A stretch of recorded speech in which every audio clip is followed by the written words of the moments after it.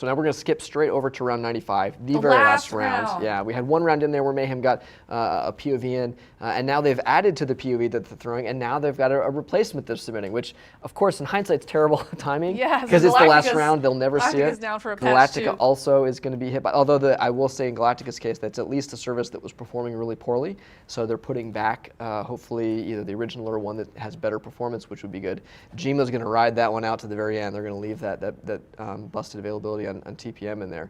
So we saw Mayhem not only submit that POV, and of course you can see they've got two other teams successfully POV'd there, but they've also got an RCB that they're dropping in a replacement challenge binary. Yeah, and too bad it was just the end of the game. They didn't have a chance to really prove. Too little too late. Although it did also increase the differences between the two, because we've got Mechafish and Mayhem.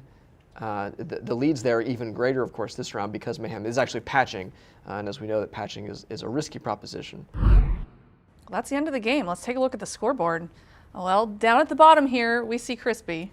Yeah, Crispy certainly score-wise doesn't look great. I do love, though, the fact that Crispy was one of the only team that we saw, of course, except for Mayhem, who I wouldn't quite count in this, that was able to sort of realize that both TPM and Ghost of the CGC could not be patched and never fielded a sort of broken patch in terms of functionality. Yeah, so maybe they had a little bit more internal checking. Yeah, their analysis clearly was solid there. Now, they did have an availability hit, probably for performance reasons, but not for sort of the functionality of maintaining what the program was supposed to do, so that's great to see. Okay, and then we have Jima, second to last place, but Jima was still kind of close to everyone's heart because they were an underdog. They came in with very little experience in this area and wrote everything from scratch. So I love their story. I love that they actually came to the game and played. I think they had a great time, and I'm really curious to see what comes out of them in the future. They obviously learned a tremendous amount during this process. Yeah, and not too far off from Galactica either, relatively close between the two of them. Galactica had one of the more interesting interactions, as we talked about earlier, the fact that they were able to respond and have this adaptive response to Rubius, where they were able to change their POV depending on the conditions, was, I think, one of the most exciting stories for all of us behind the scenes to see. Certainly things like Krakadder were very cool, but the fact that this was a machine reacting to another machine in very short timelines to change their response was really cool. Yeah, and crafting those ROP payloads. Yep, that was really interesting. The adaptive ROP payloads that would exactly change depending on the binary. That was the sort of interaction that we were hoping consensus evaluation would bring about. We have Rubius. Now, Rubius, they played a good game. They fought really hard. If it wasn't for their huge stumble, that we see here with when they auto-DOS themselves, basically, they probably would have done a little bit better in the game. Rubius had, what I thought was awesome about them was their replacements that had the honeypot. Yeah. I mean, that was so effective yeah.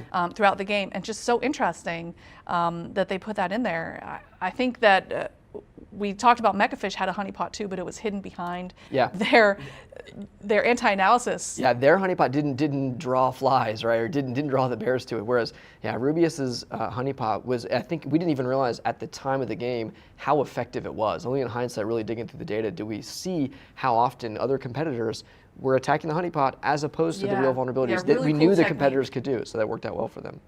And of course, Mechafish, other than the availability, the constant, they had a lot of replacements they were doing, and the sort of self-DOS as well as the slow early start with lots of patching. Other than that, they did a fantastic job. Best overall evaluation of the game. Hard to know what would have happened if Mayhem was alive. Certainly the first 30 rounds, I think that Mayhem had a better evaluation capability, but Mechafish did a fantastic job. We love to see the team, the structure, that sort of come from behind to nudge their way back into the money there. Was a great finish.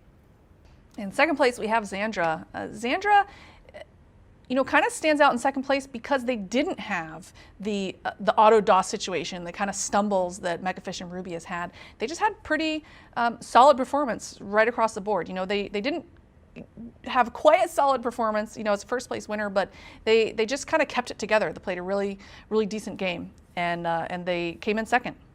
Absolutely.